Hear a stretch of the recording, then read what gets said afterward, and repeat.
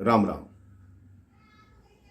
हम अपने जीवन में जिसको अपना सबसे प्रिय मानते हैं, जिसको सच्चा मित्र मानते हैं, लेकिन जब समय आता है सबसे पहले वही आंखें फेर कर दूर हो जाता है। एक बहुत ही महान राजा थे, वो वृद्ध होने वाले थे। उनके मन में आया कि मैं अपना राज्य अपने पुत्र को दे दूं और अपने गुरु के कहे अनुसार संन्यास पथ पर चला जाऊं। उस राजा की 4 रानियां थी।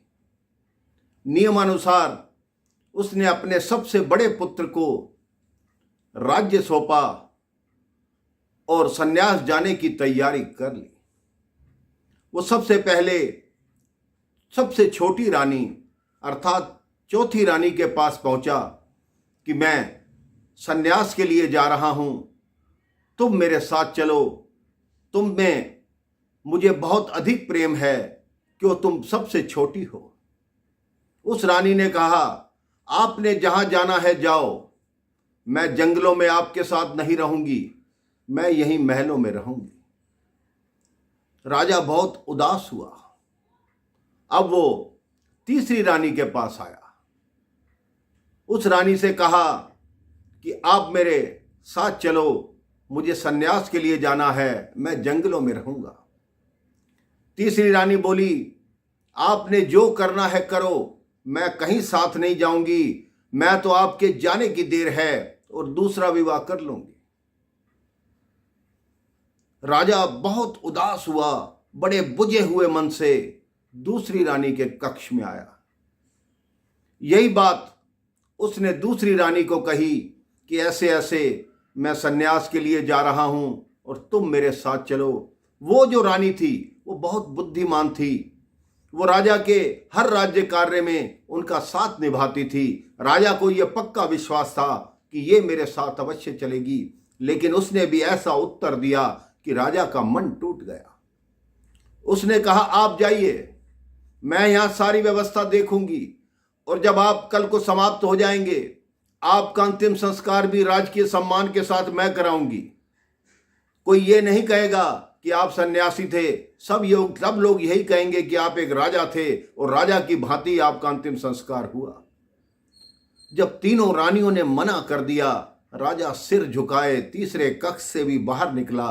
तभी दूर से एक आवाज आई, बताइए कहां चलना है। राजा ने सिर उठाकर देखा तो वो सबसे बड़ी रानी थी। बिल्कुल दुबली पतली हो गई थी, कपड़े पुराने थे, तन पे कोई आभूषण नहीं था। वो बोली, आप जहां ले चलेंगे मैं चलने को तैयार हूं। राजा की आंखों में आंसू आ गए। यह कहानी उस राजा और 4 रानियों की नहीं है, यह कहानी आपकी मेरी है।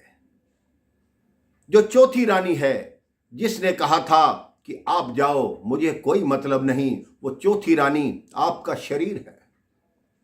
जब आप स्वर्ग लोक को गमन करते हैं, शरीर साथ नहीं जाता। तीसरी रानी, जिसने ये कहा था कि मैं आपके जाते ही दूसरा विवाह कर लूंगी, वो तीसरी रानी नहीं है। वो समझिए आपकी धन दौलत है, आपकी मकान है, आपकी सुख सुविधाएं हैं, आपके ऐश्वर्य के साधन हैं। आपके जाते ही वो तुरंत किसी दूसरे के हो जाते हैं। जो दूसरी रानी है, जिसने कहा कि मैं राजकीय सम्मान के साथ आपका अंतिम संस्कार कराऊंगी, वो रानी ये समझिए आपके मित्र हैं, रिश्तेदार हैं, परिवार वाले हैं, अड़ोसी पड़ोसी हैं, जो अंतिम संस्कार तक आपको छोड़ के आते हैं। और जो पहली रानी है, वो आपकी आत्मा है। उस रानी का आपने ख्याल नहीं रखा। पूरा जीवन दूसरी, तीसरी, चौथी रानी को बनाने के लिए अपना जीवन लगा दिया, लेकिन सबसे महत्वपूर्ण रानी जो थी वो आपकी आत्मा थी, उसका ध्यान नहीं रखा।